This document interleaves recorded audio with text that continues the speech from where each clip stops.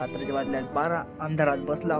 अगर कोणते चुडेल वगैरे कोणी असेल तर मी त्यांच्यासोबत बसलो. ठीक आहे. मग मी एक गोष्ट सांगितली होती मला की भावा की नाही मुला म्हणते मला की बाळा ऐक, तुला आम्ही पाठवला शिकायला आम्ही तुला म्हणून शिकण्याकडे लक्ष दे, कारण की तुला आपले पंख मजबूत करायचे आहेत, मजबूत.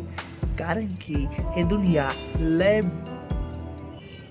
बेनामी काय म्हणते त्याला, हे थोडा असा आहे, काय म्हणते खूप बेईमान आहे, काय म्हणते हे आहे, क्रुअल आहे. तर तुला आपला पंख जे आहे ते मजबूत करून राहावं लागेल. आम्ही तुला सोडत आहोत असे, तुला पंख स्वतःलाच तुझे मजबूत कर. म्हणून मला म्हणत राहते की बापू अगर तू पोरीबारीच्या चक्रामध्ये पडलास, तुझे ते टांगण हे माझा बांबू असा मारील की भाऊ तू जो गेलाय ना पुण्यामध्ये शिकायला, सगळा विसरून पोरीबारी दूर ठेवायचा. पण मम्मी सॉरी, आता टांग तुटतील तर तुटतील.